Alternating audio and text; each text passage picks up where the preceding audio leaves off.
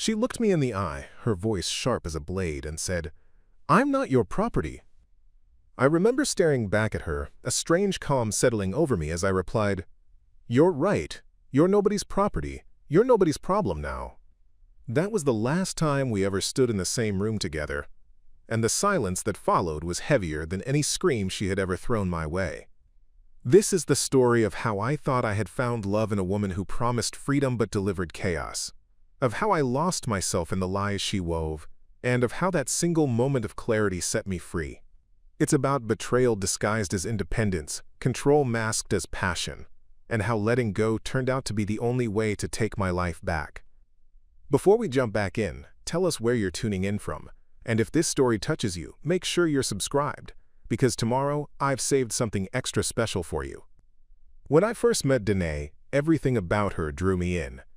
She wasn't like anyone I had known before, wildly spirited, untamable, the kind of woman who seemed to live by her own rules and carried herself like she owed nothing to anyone.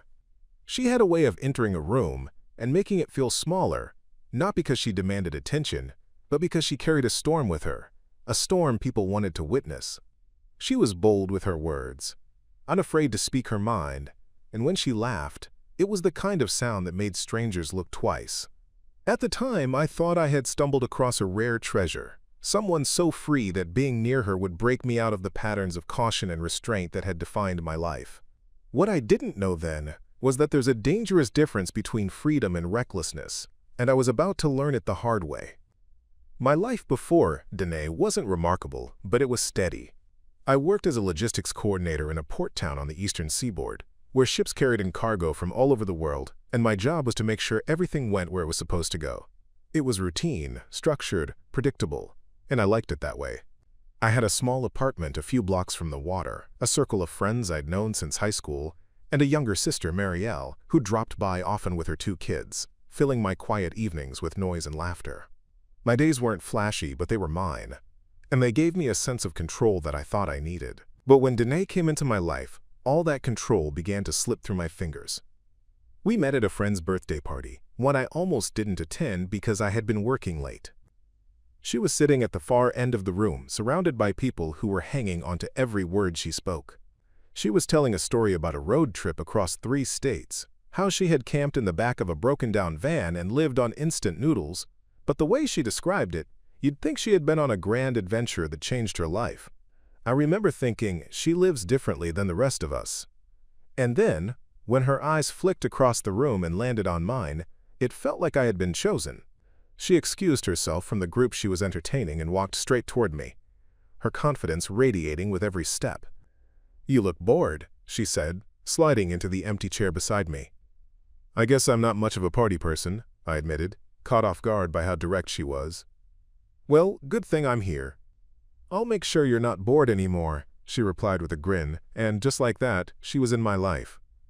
It started as harmless fun. She pulled me out of my routines, coaxed me into trying things I never would have considered. Midnight drives with no destination, impulsive weekend trips to places we'd never been, dinners at strange little restaurants tucked into alleys where the menus had no English. It was thrilling, intoxicating even. For once in my life, I wasn't scheduling everything to the minute. I was letting go, learning to live in the moment, and it felt good until it didn't.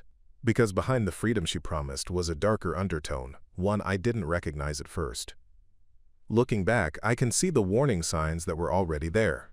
The way she dismissed people casually, like they were disposable. The way she told stories about past relationships, always casting herself as the victim while painting the other person as controlling or toxic. The way she drank too much and laughed at her own recklessness, as though consequences were things that only happened to other people. At the time, though, I brushed it off. I told myself she was just outspoken, just fiercely independent. I told myself she was strong where I was cautious, daring where I was safe. I thought we balanced each other out. On cures, but the truth was, she was already showing me who she was. I just wasn't ready to believe her. That first night, we talked until the early hours of the morning, sitting on the balcony outside the party while the others inside grew louder and messier. She told me she hated the idea of being tied down, that she would never belong to anyone, and I told her I admired that about her. I didn't know then how literal she meant it, how those words weren't just a casual declaration, but the foundation of how she lived. If I had, maybe I would have walked away. Maybe I would have seen the storm coming. But I didn't. Instead, I fell into her orbit like a moth drawn to a flame, not realizing I was already on the path to being burned. Before Danae, my world was defined by order, routine, and a sense of predictability that I believed kept me safe.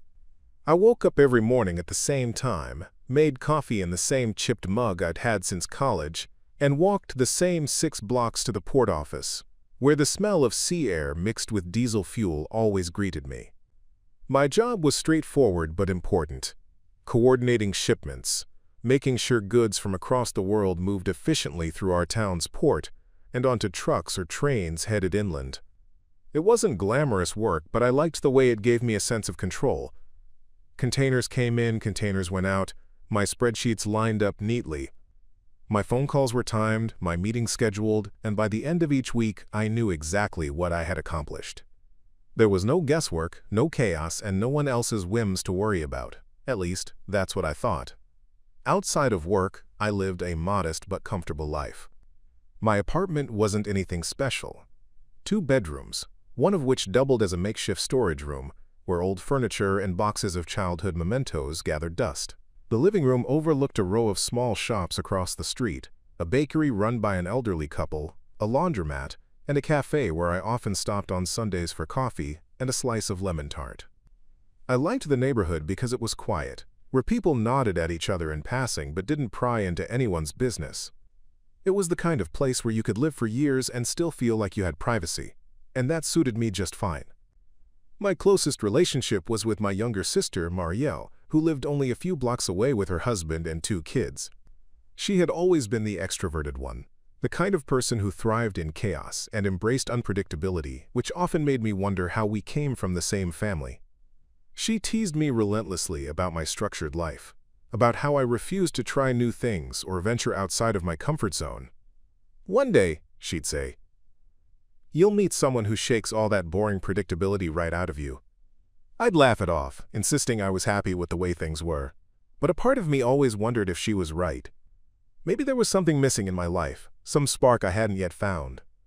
My circle of friends was small but dependable. Most of them I'd known since high school. Men and women who had stayed in town after graduation and built their own quiet lives here. On Friday nights, we'd meet up at the same pub near the waterfront, a place that smelled faintly of beer and fried food, where the jukebox still played old rock songs. Our conversations were predictable, revolving around work stress, family updates, or the latest gossip about people we hadn't seen in years. It wasn't exciting, but it was comfortable, and comfort was what I valued above all else. Preparing and narrating this story took us a lot of time, so if you are enjoying it, subscribe to our channel. It means a lot to us. Now back to the story. Looking back, I realize now how fragile that comfort really was. I thought my life was stable, unshakable even, because I had built it on routine and predictability. But what I didn't understand was that stability isn't about avoiding change. It's about learning how to handle it. And I had never been tested. Not really, until Danae came along. At the time, though, I thought I was content. I had convinced myself that love was something that happened quietly, like the slow bloom of friendship into something deeper. And never expected fireworks. Not for someone like me. I told myself that passion and chaos were for other people. People who lived more recklessly. People who craved adventure. I didn't think I needed that, didn't think I wanted it, until I saw Danae across that room and felt something shift inside me. But before that moment, my world was defined by simple truths.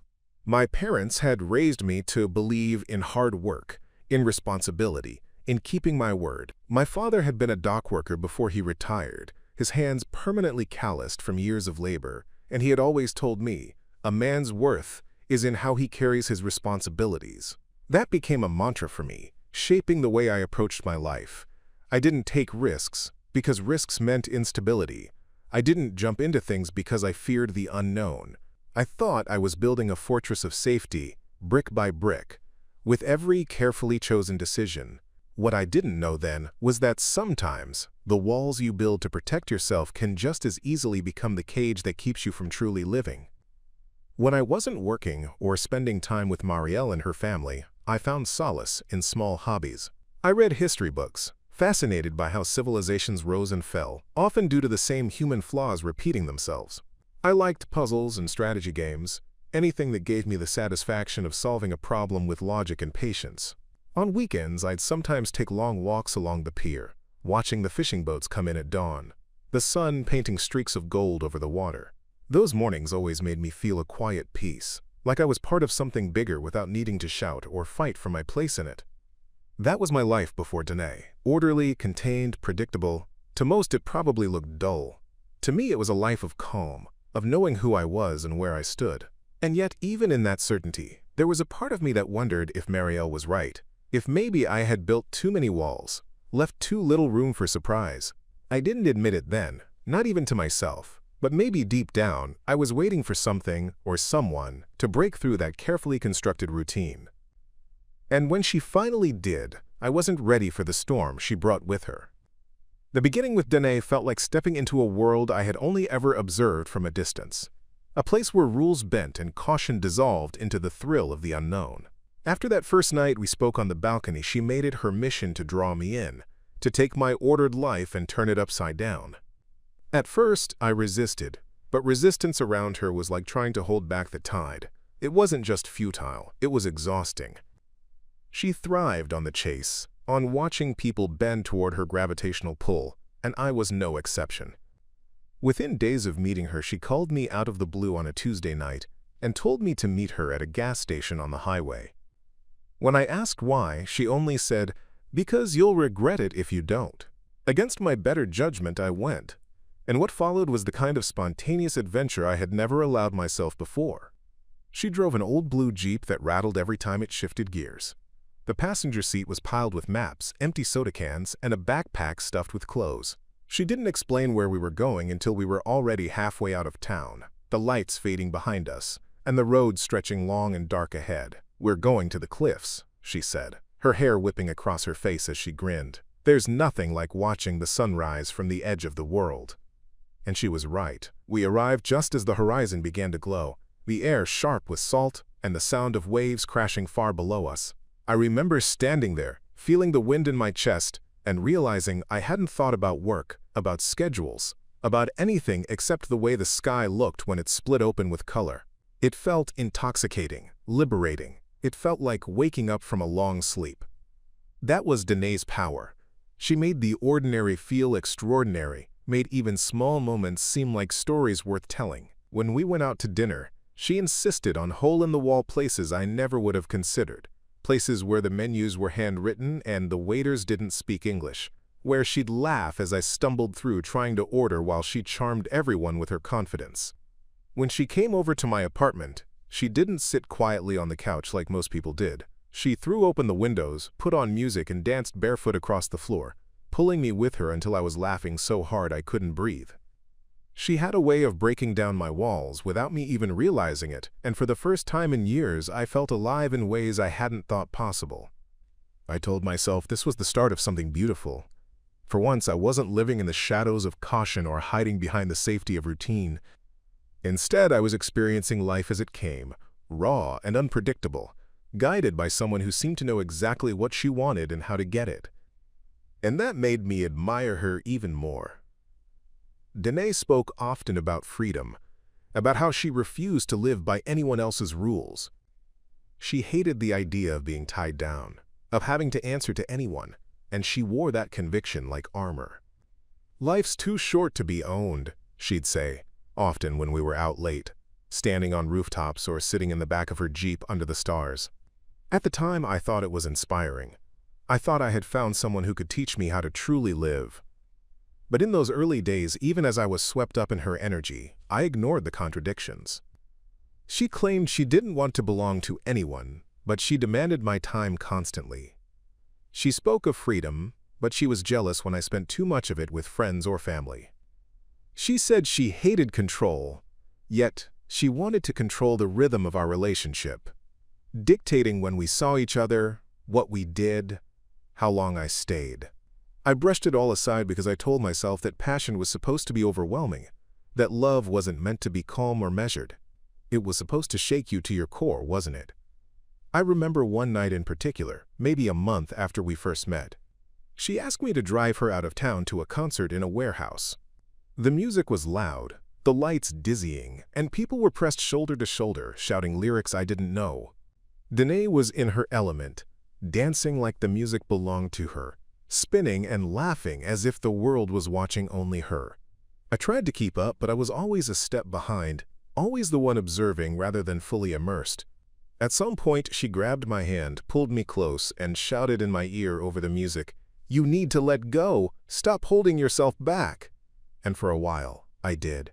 I lost myself in the crowd, in her energy, in the way she looked at me like I was the only one who mattered. But later that night, as we drove home in silence, I couldn't shake the unease.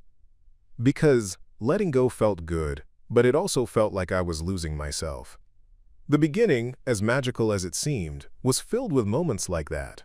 Dizzying highs, fleeting connections, and undercurrents I didn't want to acknowledge. Still, I held on tightly, because the good felt so good, and it had been so long since I had felt anything like it. I told myself the cracks didn't matter, that every relationship had its flaws, that maybe I just needed to learn how to adapt. What I didn't realize was that I wasn't adapting. I was erasing myself, piece by piece, in the name of love. And so, the story of how it started wasn't just about the adventures and the laughter, the sunsets on the cliffs, or the wild nights of freedom. It was also about how, from the very beginning, I was already giving away more of myself than I realized, already ignoring the faintest warning bells ringing in the distance. But at that time, all I could see was her, and all I could hear was the promise of something different, something I thought I needed. The good times with Danae were intoxicating, the kind of moments that etched themselves so deeply into memory that even after everything fell apart, they haunted me like sweet ghosts. She had a way of making life feel cinematic, as if every interaction, every outing, every ordinary second had been lifted out of the mundane and elevated into something worth remembering. In those early months, I often caught myself thinking, this is what it means to live. I had convinced myself that she was the missing spark, the antidote to the routine life I had been clinging to for so long, and because of that, I clung even harder to her.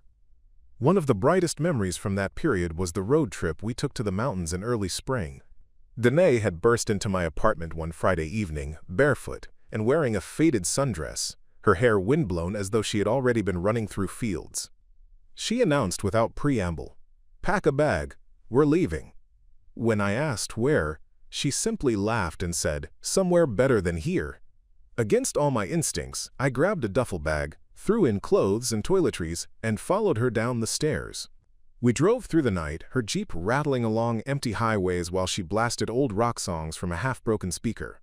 She sang loudly, off-key, drumming her hands on the steering wheel, and every so often she'd glance at me and smile as if to say, "See, this is what freedom feels like." By morning, we were winding through forest roads, the air fresh with pine, the sunlight piercing through branches in golden slants. We stopped at a secluded trailhead and hiked for hours, Danae leading the way as though she had walked those paths 100 times before. At the summit, we sat side by side on a boulder, looking out over rolling hills and valleys stretching endlessly. She rested her head on my shoulder and whispered, "This is what forever should feel like. Just you, me, and the world at our feet." In that moment, I believed her. I believed we could make forever look like that. Those days were filled with similar moments. Her cooking pasta in my kitchen while music played in the background, us laughing when she accidentally set off the smoke alarm, evenings spent lying on my living room floor, staring at the ceiling and talking about dreams we hadn't told anyone else, quiet mornings when she'd wrap herself in my sheets and hum softly, pretending to still be asleep just so I wouldn't get up for work. It was the simplicity of it all that made it so powerful. For someone who had lived his life in a rigid, scheduled way, the spontaneity felt like a revelation. It was as though she was teaching me how to savor the present, rather than plan endlessly for the future. She introduced me to her world of friends, a crowd far different from mine. They were artists, musicians, drifters who seemed to live on the edges of conventional society. They didn't care about schedules or responsibilities. They cared about experiences, stories, and connections. Around them, I always felt a little out of place, like a man in a foreign country who barely spoke the language, but Danae made me feel as though I belonged simply because I was with her. "They'll love you," she'd say, dragging me by the hand into gatherings where people strummed guitars and painted canvases late into the night. And for a while, I let myself believe I was part of it, part of her chaotic, colorful world. It wasn't just the adventures or the people, though. It was the way she looked at me sometimes, like I was the only person who truly mattered. I remember once, during a thunderstorm, the power went out in my apartment. I was fumbling for candles when she grabbed my face and kissed me in the dark, her laughter mingling with the sound of rain against the windows. "This is perfect," she whispered, and I felt it too. In her presence, imperfection became perfection, accidents became adventures, and ordinary nights became extraordinary. I told myself those were the moments that defined us, that everything else, her unpredictability, her contradictions, were just small flaws in an otherwise beautiful picture. Love, after all, was supposed to be about compromise, wasn't it? You accepted the bad with the good, because the good outweighed it. And the good with Danae was dazzling, like fireworks lighting up a summer sky. When she smiled at me across a crowded room or squeezed my hand in the middle of a conversation, I felt chosen, special, like she saw something in me no one else did. For a man who had spent his life blending quietly into the background, that feeling was addictive. My sister Marielle noticed the change in me. She commented on how I seemed lighter, happier, more willing to take risks. One evening over dinner, she said, "You've got that look in your eye, like you finally woke up," and she wasn't wrong. Danae made me feel awake, alive, unshackled from the monotony I had built for myself. For the first time, I wasn't just existing, I was living, and I wanted to hold on to that feeling with everything I had.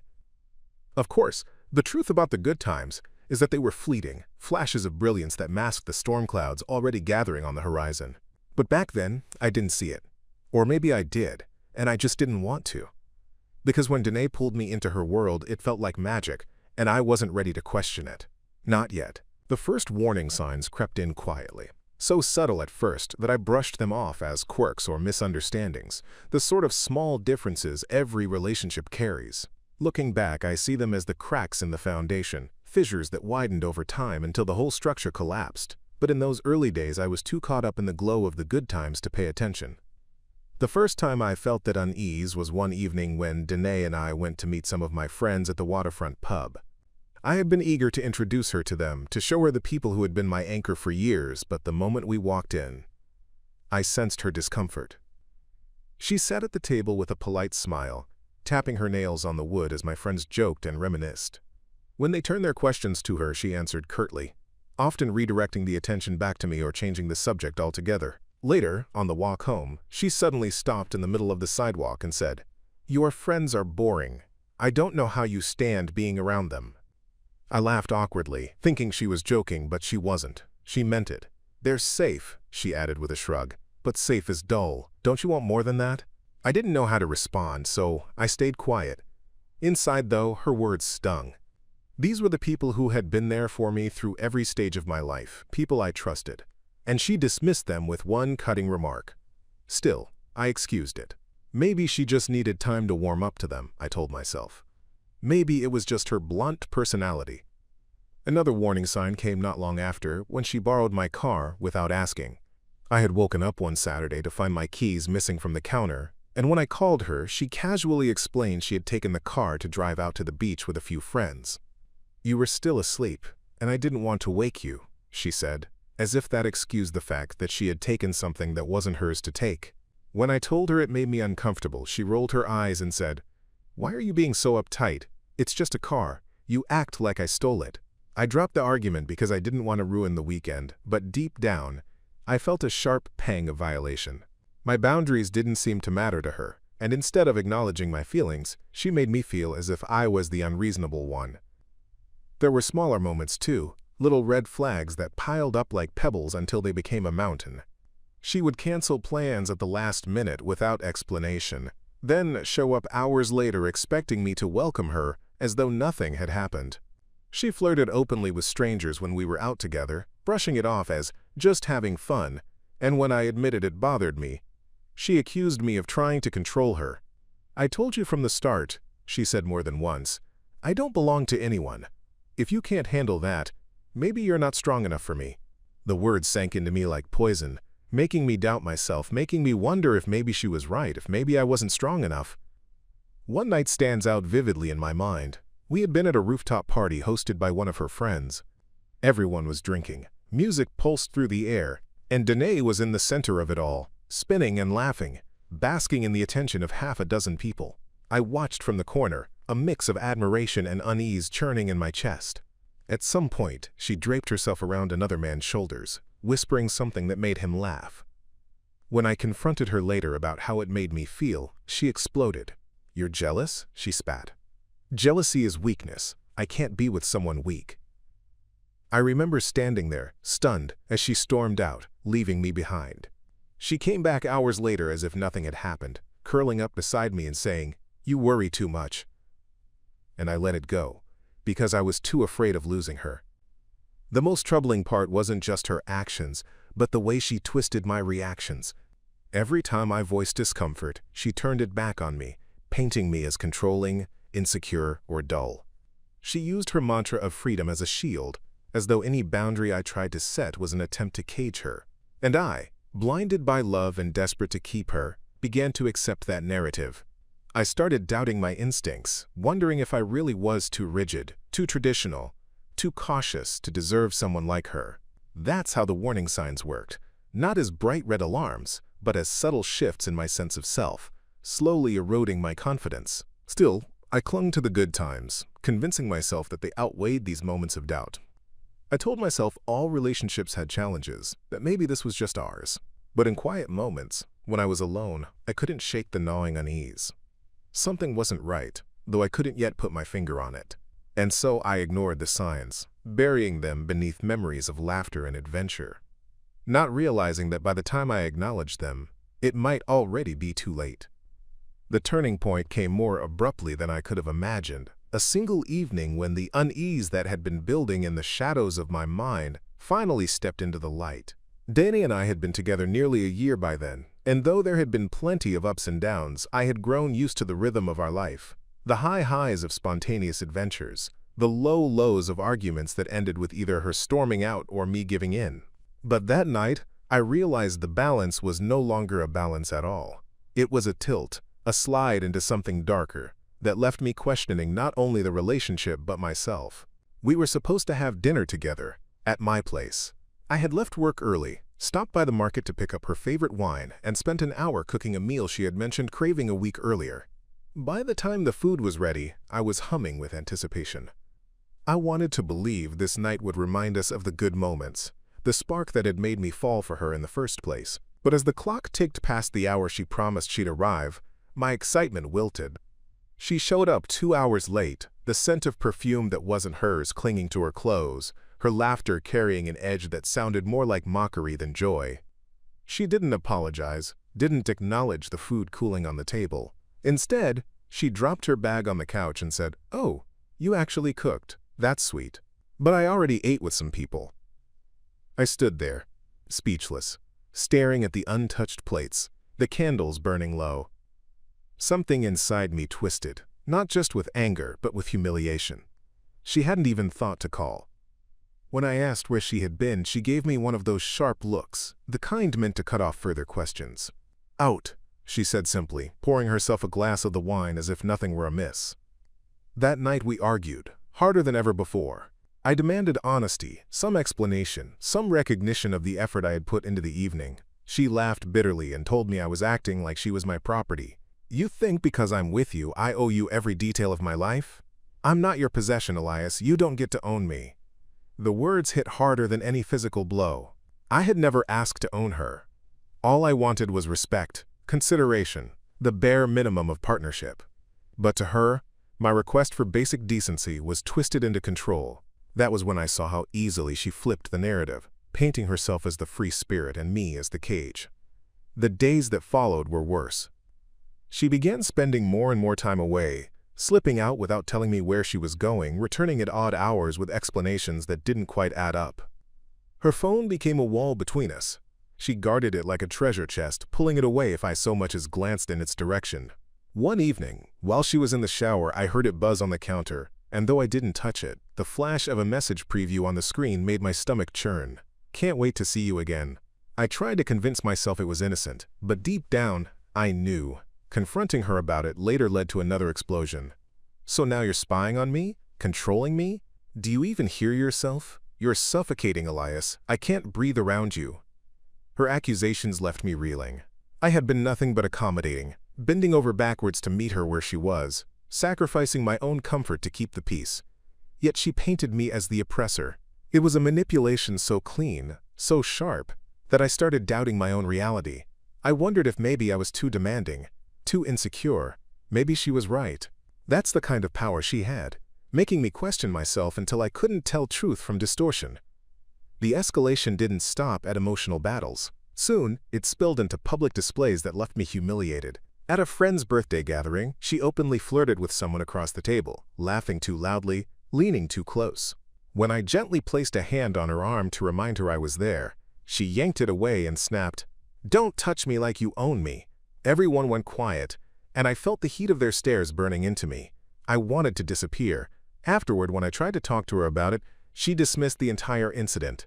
"If you can't handle me being myself, that's your problem, not mine." The cracks in our relationship had become canyons. I found myself walking on eggshells, afraid to bring up anything that might spark her wrath. My friends noticed the change in me, how I was quieter, more withdrawn, but I brushed off their concerns. "She's just different," I said. "She needs more freedom than most." But in truth, I was breaking. The love I once felt was tangled with fear, confusion, and a growing sense of despair. Every time I tried to assert a boundary, she twisted it into an attack on her autonomy. Every time I sought reassurance, she turned it into a weakness on my part. The final straw came one night when she didn't come home at all. I sat up waiting, my mind spinning with possibilities, my heart thudding with dread. When she finally walked through the door at dawn, she looked at me with disdain. "Why are you still awake? What, were you sitting here waiting for me like some kind of guard dog?" I couldn't even answer. My throat was tight, my chest heavy. That was when I realized the truth I had been avoiding. I wasn't her partner. I was her scapegoat, her sounding board, her punching bag. She didn't want a relationship. She wanted freedom without responsibility, indulgence without consequence. And I was enabling it by staying. By then, the escalation was undeniable. The woman I thought I loved had become a storm that tore through my life, leaving chaos in her wake. And as much as it pained me, I began to understand that the only way to stop drowning was to let go. It was only a matter of time before the whispers around me became too loud to ignore. Friends who had once stayed politely silent began pulling me aside, their concern etched into their faces. One afternoon, my colleague Marissa caught me lingering at my desk long after the office had emptied out. She set her bag down and asked quietly, "Elias, are you okay? You don't seem like yourself these days." I tried to brush it off, but she pressed on, her voice steady. "I've seen the way Danae talks to you. The way she dismisses you in front of people, that's not normal. You don't deserve that." Her words cut through the fog I had been trapped in, and for the first time in months, I felt the weight of an outsider confirming what I had tried to convince myself wasn't happening. The validation came in other places too. My older brother Adrian invited me over one evening, insisting I join him and his wife for dinner. As we ate, I noticed how easily they laughed, how naturally they supported each other in conversation, finishing thoughts and lifting each other up instead of tearing one another down. When Adrian walked me to my car, he put a hand on my shoulder. "You've changed, Eli. You look worn out, beaten down. Don't tell me it's just work. I know you. This is more than work." His tone was gentle, but it carried the gravity of someone who had been watching carefully. I wanted to deny it, but the truth pressed against my chest until I couldn't contain it. The words slipped out before I could stop them. "It's Danae. She makes me feel like nothing I do is enough." Adrian's jaw tightened and he shook his head. "That's not love, brother. That's control." Hearing it framed so plainly was jarring. I had been drowning in excuses, telling myself she was just passionate, just independent, just misunderstood. But when I looked at it through their eyes, through the lens of people who loved me without condition, I realized how twisted the dynamic had become. Danae wasn't misunderstood. She was manipulating me, and everyone else could see it more clearly than I could. The most powerful validation came from an unexpected source. One evening, Danae and I had gone to a gathering at a mutual friend's house. As usual, she drifted away from me, mingling and laughing loudly, leaving me to linger on the sidelines. At one point, she made a biting remark in front of everyone about how I hovered like a lost puppy, drawing laughter at my expense. My face burned, and I excused myself, stepping out onto the porch for air. That's when Layla, a friend of hers I barely knew, followed me out. She leaned against the railing and said softly, "You don't deserve that, you know." I looked at her, startled. She continued, "I've known Danae for years. She's always had this way of cutting people down when she feels threatened. Don't think it's you. It's her pattern. You're not the first, and unless she changes, you won't be the last." Her words rattled me. It wasn't just me. It wasn't some unique flaw in my character that brought out the worst in Danae. It was something within her, something she chose to unleash on those who got too close. That conversation replayed in my head for days afterward, and with each replay the fog lifted a little more. I began to see the cracks for what they were, not as isolated incidents but as part of a larger picture. The realization was devastating, but it was also freeing. Back at home, Danae continued her cycle of hot and cold, dismissive one moment, needy the next. But instead of scrambling to meet her shifting demands, I found myself stepping back, observing. I watched the way she twisted arguments to make me the villain, the way she used my kindness as a leash rather than a gift. And instead of immediately absorbing the blame, I started asking myself, is this really me, or is this her? That shift in perspective, small as it was, gave me strength I didn't realize I still had. The tipping point came when Adrian invited me out for a weekend hike, something we hadn't done in years. I almost said no, knowing Danae would complain about me spending time away, but I forced myself to agree. Those 2 days in the mountains were like breathing for the first time in months. The quiet of the forest, the steady rhythm of our footsteps, and the easy conversations with my brother reminded me of who I was before I got entangled in Danae's storm. At one point, as we rested on a ridge overlooking the valley, Adrian turned to me and said, "You remember what it feels like to just be, don't you? No one dragging you down, no one making you feel small. You need more of this, Eli. You need to decide how much longer you're willing to keep living like this." His words settled into me like a stone in still water, sending ripples through everything I thought I knew. When I returned home, Danae was waiting, irritated that I hadn't answered her calls. She launched into accusations the moment I walked through the door, demanding to know if I was hiding something from her. For once, I didn't crumble. I let her words wash over me without rushing to defend myself. I simply said, "I was with Adrian, that's all." The look on her face, surprise, almost confusion, told me she had noticed the shift. I wasn't playing the same part anymore. In the days that followed, I leaned on the voices of those around me who had been brave enough to speak the truth. Their concern had given me a mirror, and in that mirror I saw the reality I had been avoiding. Danae wasn't my partner, not in any sense that mattered. She was a storm I had mistaken for passion, a fire I thought would warm me but only burned. And now, with each word of validation echoing in my mind, I felt the ground shifting beneath me, pulling me closer to a decision I knew I had to make. It wasn't a dramatic explosion that pushed me to rock bottom. It was a quiet, shattering moment of clarity that arrived in the middle of an ordinary evening. Danae and I had been invited to a small dinner hosted by one of my coworkers, a kind and welcoming man named Victor. He and his wife had prepared a beautiful meal, and the room was filled with easy laughter and the warmth of shared stories. For a while I almost believed things would go smoothly, that maybe Danae would blend into this circle without stirring chaos. But I should have known better. As soon as the conversation turned toward careers, she leaned forward with that smirk I had come to dread and began casually tearing me down in front of everyone. "Elias is too cautious," she said with a laugh, swirling the wine in her glass. "He'll never take risks. That's why he's stuck where he is. I keep telling him he'll never get anywhere if he doesn't grow a backbone."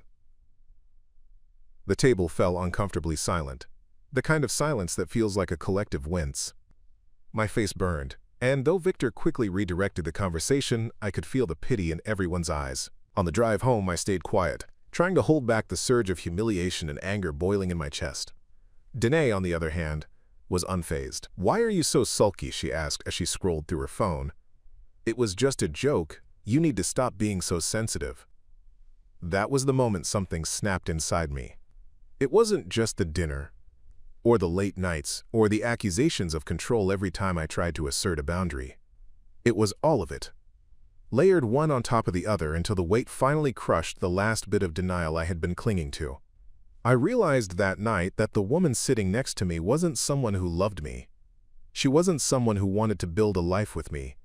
She was someone who thrived on tearing me down, someone who saw my pain as entertainment, my devotion as weakness. The next morning, I woke with a hollowness I couldn't shake. Danae was still asleep, sprawled across the bed as if she owned every inch of space. I sat on the edge of the mattress, staring at the floor, and the truth came to me with terrifying clarity.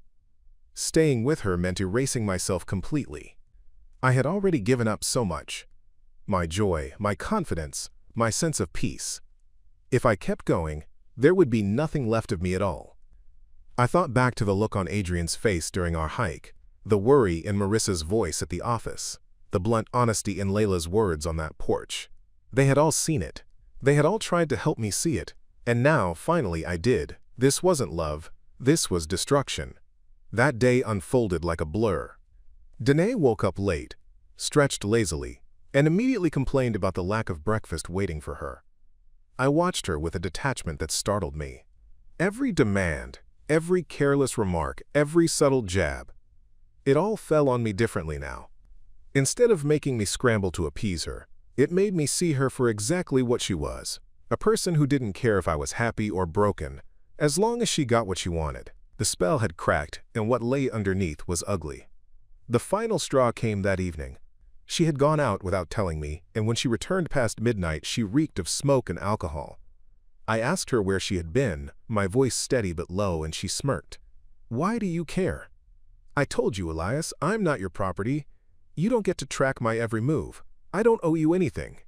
Her declaration hung in the air like a slap.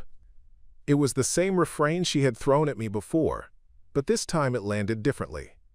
This time, I didn't hear it as defiance against imagined control. I heard it as the truth. She didn't believe she owed me even the smallest measure of respect. She wanted the freedom to do whatever she pleased, regardless of the wreckage she left behind. I looked at her then, not with longing, not with hope, but with cold clarity. She wasn't my partner. She was a storm, wild and self-serving, and I had been foolish enough to think I could weather her without being destroyed. "You're right," I said quietly. "You're not my property. You're nobody's property. But you're also not my problem anymore." She blinked at me, startled, as though she hadn't expected me to respond without anger or pleading. For once, I didn't feel the need to justify, explain, or argue. I just felt done.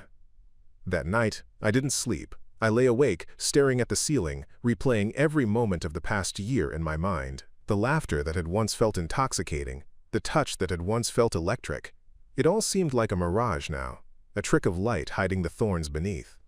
The woman I thought I loved had never truly been there.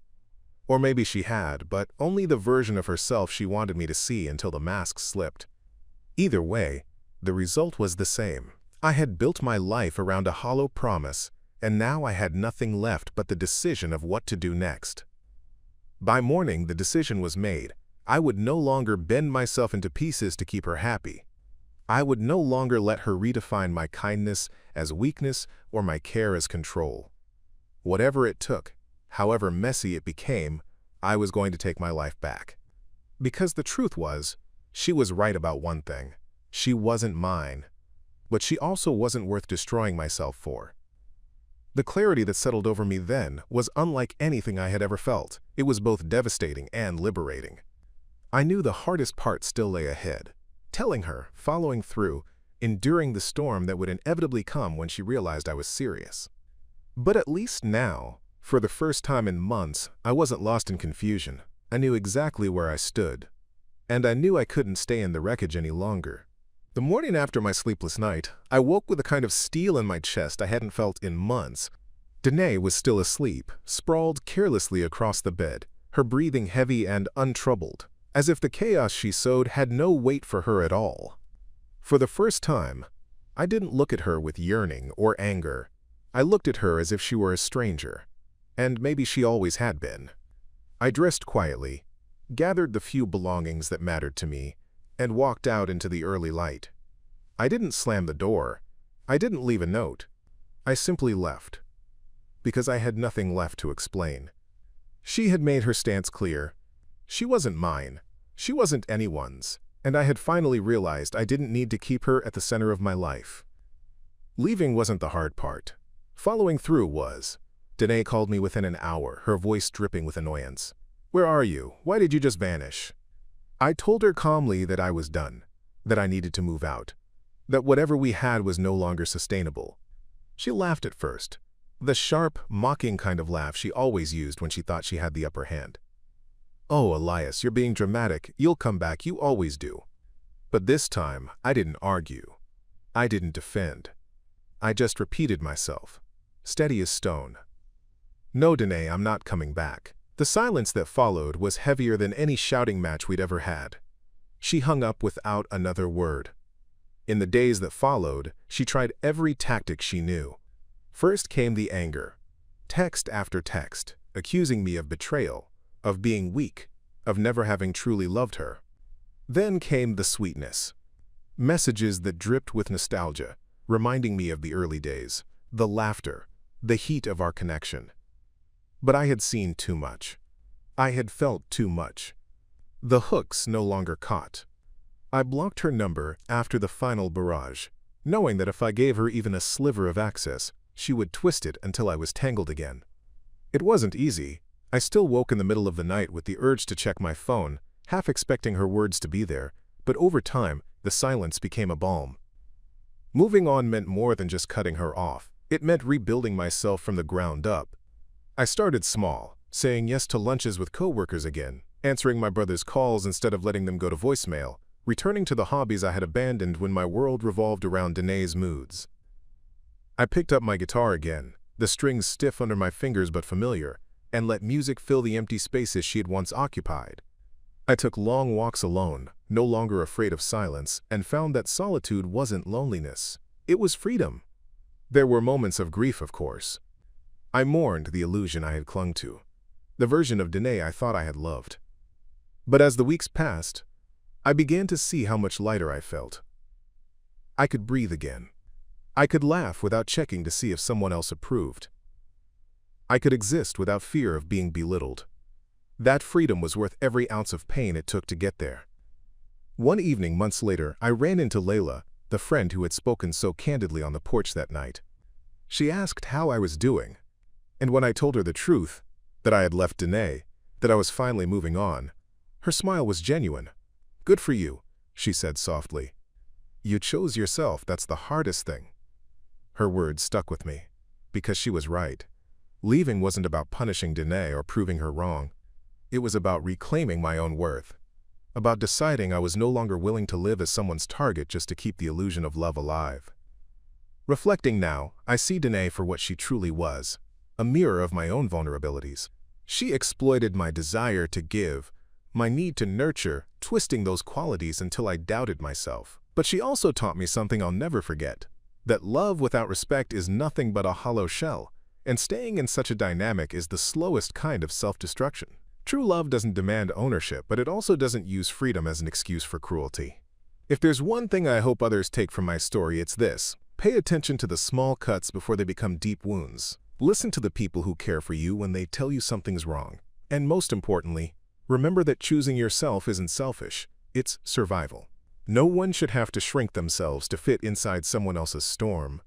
Danae once declared, "I'm not your property." And she was right, she wasn't. But she was also nobody's problem anymore, least of all mine. I let her words stand, not as a badge of her defiance, but as a symbol of my freedom. Because in agreeing with her, I finally took back my life. And this time, I wasn't going to give it away so easily again. Up next, you've got 2 more standout stories right on your screen. If this one hit the mark, you won't want to pass these up. Just click and check them out. And don't forget to subscribe and turn on the notification bell so you don't miss any upload from us.